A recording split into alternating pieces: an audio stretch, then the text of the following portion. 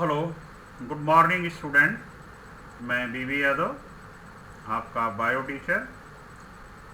बच्चों, इस चैप्टर में पहले मैंने आपको वायु प्रदूषण और जल प्रदूषण के बारे में पढ़ाया है और आज हम पढ़ाएंगे मृदा, मिट्टी, मृदा का प्रदूषण, मृदा का अपरदन, इन सभी के बारे में आज आपको पढ़ाया जाएगा। अब मिट्टी सब लोग जानते हैं कि मिट्टी क्या चीज़ है, लेकिन मिट्टी की परिभाषा बताना होगा तो वो बताना कठिन हो जाता है। पृथ्वी की जो सबसे बाहरी परत होती है उसको हम भूपृष्ठ कहते हैं। पृथ्वी की जो सबसे बाहरी परत होती है उसको हम क्या कहते हैं? भूपृष्ठ कहते हैं। और इस परत में पाए जाने वाले खनिज जीवों को विभिन्न प्रकार के पालन पोषण करने के लिए पोषक तत्व प्रदान करते हैं। क्या मतलब हुआ कि जो पृथ्वी की बाहरी परत है उसमें तमाम खनिज लवण पाए जाते हैं और वे खनिज लवण उसमें उगने वाले पौधों के लिए पोषक तत्व प्रदान करते हैं। लेकिन ये खनिज जब पत्थरों से जुड़े हुए होते हैं या बड़े बड़े पत्थरों के साथ जुड़ जाते हैं तब ये जीवों को पोषण नहीं दे पाते हैं या उनके लिए पोषक तत्व उपलब्ध नहीं करा पाते हैं। तो होता क्या है कि हजारों लाखों वर्ष के लंबे समयांतराल के बाद पृथ्वी की सतह या उसके समीप पाए जाने वाले पत्थर विभिन्न प्रकार के भौतिक एवं रासायनिक प्रक्रमों के द्वारा छोटे छोटे कणों में क्या होते हैं? टूट जाते हैं। और टूटने के पश्चात अंत में जो बचा हुआ महीन कण होता है वही क्या चीज है? मृदा है। अर्थात मृदा जो होती है वे एक मिश्रण है। मृदा क्या है? एक मिश्रण है। तो आपने ये देखा कि पृथ्वी की जो ऊपरी सतह है और उसी ऊपरी सतह में ही खनिज पदार्थ पाए जाते हैं जिनसे जीवों के पोषण के लिए पोषक तत्व प्राप्त होते हैं। और यदि ये खनिज बड़े बड़े पत्थरों से जुड़ जाते हैं तब ये जीवों के लिए पोषण प्रदान नहीं करते हैं।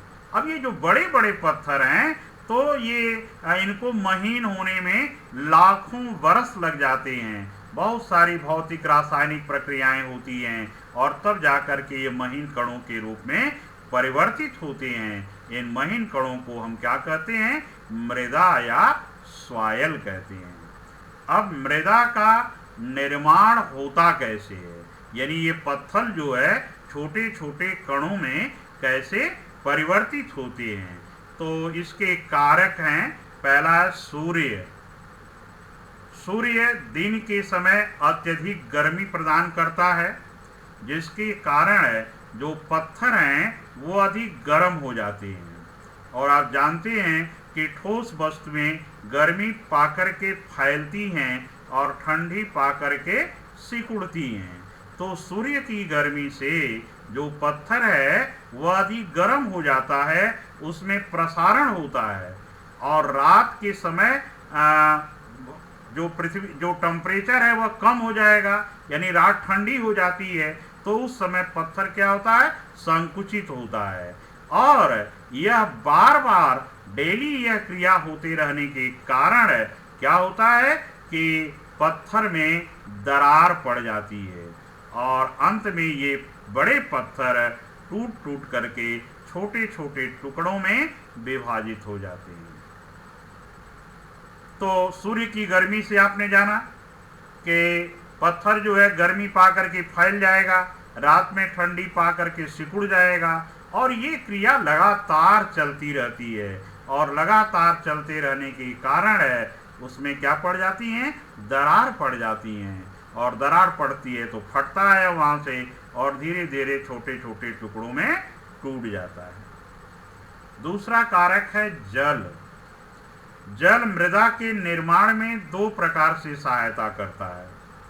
पहला, सूर्य की गर्मी से जिन पत्थरों में दरार पड़ गई है उसमें जल चला जाता है, और ठंडी में क्या होगा कि वह जल बर्फ के रूप में परिवर्तित हो जाता है, और बर्फ के रूप में परिवर्तित होता है तो ज़्यादा जगह घेरने लगता है, और इसके कारण जो पत्थर की दरार है वह और अधिक चौड़ी हो जाती है। फिर गर्मी आती है, फिर वह पानी पिघलता है, बर्फ पिघलती है। अब पानी जो है उसके अंदर जब आने जाने लगता है, बरसात हो रही है तो पानी आने जाने लगता है जब, तो क्या करता है कि उसको धीरे धीरे कठोर पत्थरों को तोड़ देता है, और जब तेज बरसात होती है तो बरसात का जो पानी है उसकी तेज धारा के कारण वह बहता हुआ पत्थर आगे की ओर लुढ़कता जाता है और पानी के साथ बहता जाता है, एक दूसरे से टकराता है, और टकराते टकराते फिर छोटे छोटे कणों में परिवर्तित हो जाता है। इस प्रकार से मृदा अपने मूल पत्थर से काफी दूर वाले स्थान पर पहुंच जाती है। यानी पानी के बहाव में पत्थर बहते जाते हैं और एक दूसरे से टकराते जाते हैं, और टकराने के कारण क्या होता है वो छोटे, आपने देखा होगा नदियों में, अगर कोई गर्मी के महीने में आप नदियों में देखते हैं कि तमाम पत्थर छोटे छोटे चीकने चीकने दिखाई पड़ते हैं आपको। वो क्या, वो बहुत दूर से आते हैं और पानी के बहाव के साथ वो आते हैं और आपस में टकराते रहते हैं पानी के साथ, और टकराने के कारण वो टूटते हुए छोटे छोटे और वो चीकने हो जाते हैं। तीसरा है कारक वायु। जिस प्रकार से जल पत्थर को एक स्थान से दूसरे स्थान पर बहा कर ले जाता है और पत्थर टकरा करके टूट जाता है, उसी तरह से तेज हवाएं भी पत्थरों को तोड़ देती हैं, और ये भी बालू को एक स्थान से दूसरे, यानी कि पत्थर जो टूट करके बालू बना होता है उस बालू के कणों को एक स्थान से दूसरे स्थान को ले जाती है। इसके बाद है जीव। जीव जंतु जो मर जाते हैं, तो जीव भी मृदा बनने के लिए उसकी प्रक्रिया को अधिक प्रभावित करते हैं। लाइकेन एक पौधा होता है जो पत्थर की चट्टानों पर उगता है, और लाइकेन से विशेष प्रकार का रासायनिक पदार्थ निकलता है, और वह पत्थर की सतह को चूर्ण के रूप में क्या कर देता है, या सतह जो उसकी है वह चूर्ण के रूप में निकलने लगती है, और फिर उस चूर्ण के ऊपर मांस के पौधे उगते हैं, और जब मांस के पौधे उगते हैं तो ये छोटे पौधे भी पत्थर को अधिक तोड़ते हैं, और जब तोड़ते हैं तो उनके अंदर दरारें जब पड़ती हैं तो दूसरे पेड़ों की जो जड़ें होती हैं उन पत्थरों के दरारों में प्रवेश करती जाती हैं, और दरार अधिक चौड़ी होती जाती है, और धीरे धीरे पत्थर क्या करते हैं, टूटते जाते हैं।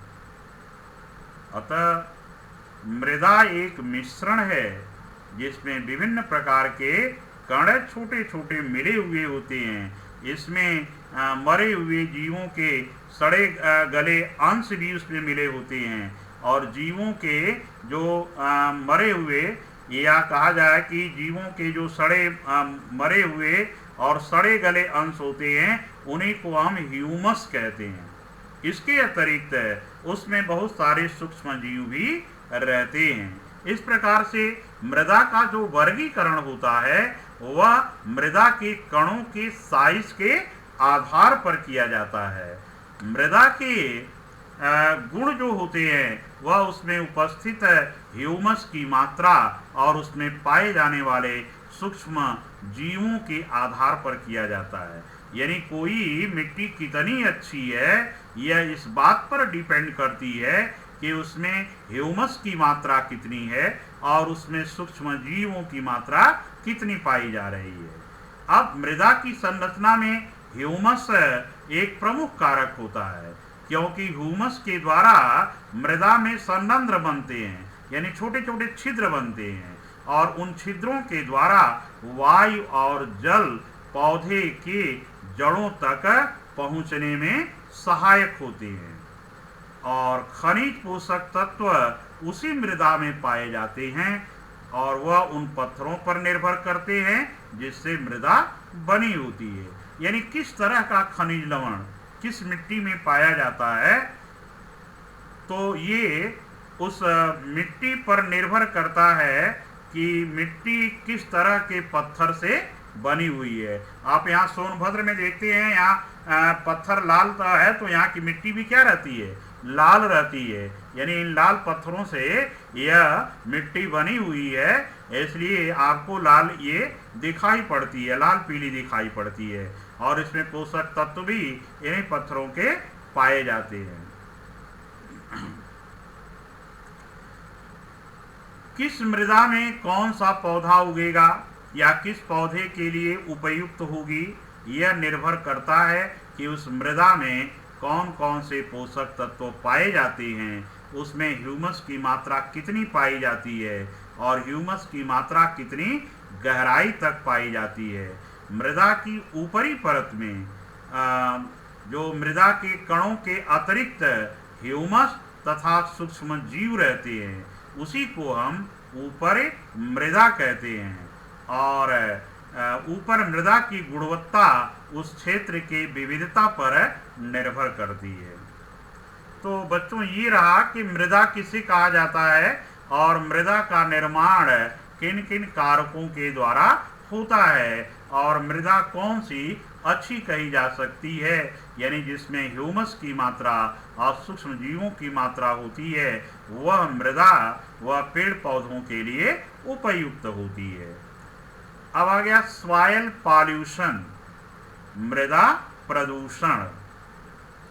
हम आज क्या कर रहे हैं कि अपने फसलों की अधिक से अधिक पैदावार उत्पन्न करने के लिए खेतों में रासायनिक खादों का अधिकाधिक प्रयोग करते हैं।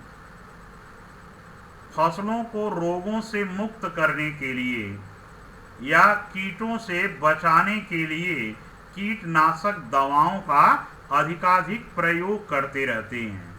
और इसके कारण क्या होता है कि उस मृदा में जो पाए जाने वाले सूक्ष्म जीव हैं वो नष्ट हो जाते हैं और वो मृदा की संरचना को भी नष्ट कर देते हैं। जो सूक्ष्म जीव पोषक तत्वों का पुनर्चक्रण करते हैं वो सभी क्या होते हैं, मर जाते हैं।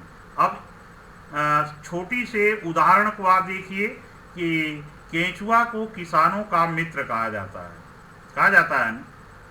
केंचुआ क्या करता है कि मिट्टी को सुरंग बना करके पलटता रहता है, और जो केंचुए का अपच भोज पदार्थ मिट्टी की गोलियों के रूप में बाहर निकलता है तो उससे मिट्टी की उर्वरक क्षमता बढ़ती है, क्योंकि जो केंचुआ है वह सड़ी गली पत्तियों को खाता है। तो इस तरह से हल्की जुताई खेत की हो जाती है, तो उस और ह्यूमस भी बनता है। तो हम कहते हैं कि केंचुआ किसानों का मित्र कहा जाता है। लेकिन इन कीटनाशक दवाओं के प्रभाव से खेत में केंचुआ भी क्या हो गए हैं, समाप्त हो गए हैं। तो इसके कारण क्या हो रहा है कि जो मिट्टी है वह धीरे धीरे भूमि बंजर होती चली जा रही है।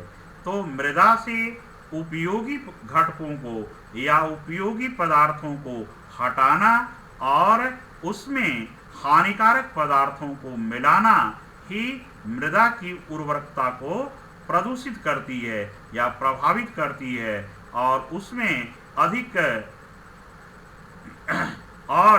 उसमें जैविक विविधता को भी नष्ट कर देती है। उसे ही हम क्या कहते हैं, भूमि प्रदूषण कहते हैं या मृदा प्रदूषण कहते हैं। यानी मिट्टी के अंदर जो अच्छे पोषक तत्व हैं, जो लाभकारी पदार्थ हैं, उनको हटाना और मिट्टी के अंदर हानिकारक पदार्थों को मिलाना, इस क्रिया से मिट्टी की जो उर्वरक क्षमता है वह प्रभावित हो जाती है और उसकी विविधता भी नष्ट हो जाती है। तो इससे जब उर्वरकता मिट्टी की खत्म हो जाती है तो हम इसे कहते हैं मृदा प्रदूषण। मृदा आज हम जिन स्थानों पर देखते हैं वह तुरंत की बनी हुई नहीं होती है, वह लंबे समय अंतराल के पश्चात निर्मित हुई होती है। और यद्यपि मृदा को जो एक स्थान पर निर्मित होने के लिए कुछ कारक हैं जो एक स्थान से दूसरे स्थान पर उसको स्थानांतरित करने के लिए उत्तरदायी होते हैं। भाई जैसे हवा है या पानी है, वह एक स्थान से दूसरे स्थान को क्या करते हैं, वहाँ पानी बहा ले जाता है और हवा उसको क्या करती है, उड़ा ले जाती है। तो इस तरह से जो उर्वरता होती है वह मिट्टी की क्या हो जाती है, नष्ट हो जाती है। अब है मृदा अपरदन, सॉइल इरोजन। सॉइल इरोजन का अर्थ है मिट्टी का कटाव, भूमि का कटाव। तेज बरसात के कारण मिट्टी की ऊपरी सतह कट करके एक स्थान से दूसरे स्थान को बह जाती है या तेज हवा के कारण या आंधियों के कारण मिट्टी उड़ करके एक स्थान से दूसरे स्थान को चली जाती है। इसी को हम क्या कहते हैं, मृदा अपरदन कहते हैं। मृदा अपरदन एक समस्या है। पूरे विश्व में बड़े स्तर पर जंगलों को काटा जा रहा है। उसके कारण केवल विविधता या जैविक विविधता ही नष्ट नहीं हो रही है, अपितु मृदा अपरदन भी हो रहा है। तो इस मृदा अपरदन को कैसे रोका जाए? मृदा अपरदन को रोकने के बच्चों तरीके हैं, ये 5, 6, 7 पॉइंट मैं बता रहा हूँ। भूमि को समतल करना, यानी ढालू भूमि है, यानी एक तरफ ऊंची है और एक तरफ नीची है, तो उसको आप समतल बना दें। क्योंकि ऐसा होने पर क्या होता है कि जब पानी बरसता है तो ऊपर की मिट्टी कट करके नीचे की ओर क्या होती रहती है, बहती रहती है। इसलिए हम भूमि को क्या करें, समतल रखें। मजबूत मेड़बंदी, अपने खेत के चारों ओर मजबूत मेड़ बना दें ताकि पानी के बहाव के साथ मिट्टी आपकी बहने न पावे। रेतीली भूमि में जीवांश खाद का मिलाना। रेतीली भूमि जो होती है वो हल्की होती है और हल्की मिट्टी पानी के साथ बह करके चली जाती है, इसलिए उसमें हम क्या करें, जीवांश मिला दें, जिसके कारण वह मिट्टी के कणों को बांधे रहे और मिट्टी बहने न पावे। अब जो खेत जो है खाली हैं, वहाँ पर हम पेड़ पौधों को लगावें या खेत को कभी खाली न रखें, हमेशा उसमें फसलों को उगावें। तो इससे क्या होगा कि मिट्टी के कणों को पौधों की जड़ें आपस में बांधे रहती हैं, जिससे मिट्टी का कटाव नहीं हो पाता है। इसलिए खेतों को हम खाली न रखें, वहाँ पर पौधे जरूर लगावें। भूमि के ढाल के विपरीत फसल उगाना। पहाड़ों पर ढलान होती है, इसलिए वहाँ पर सीढ़ीदार खेत बनाए जाते हैं और सीढ़ीदार खेत ढाल के विपरीत बनाए जाते हैं, और जिससे कि जो फसल उगाई जाए तो उसमें की जो मिट्टी है वह बरसात के कारण कट कर नीचे गिरने न पावे। इसलिए सीढ़ी नुमा खेत पहाड़ों में बनाए जाते हैं और उनकी जुताई जो होती है वह ढाल के विपरीत दिशा से होती है। वायु रोधक पौधे लगाना।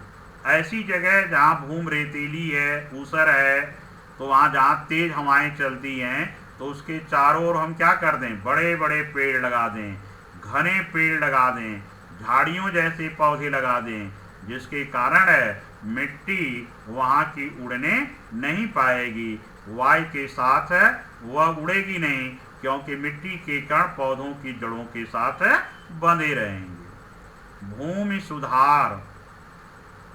कई बार भूमि क्षारीय या भूमि की क्षारीयता से अम्लीयता के कारण दोष युक्त हो जाती है।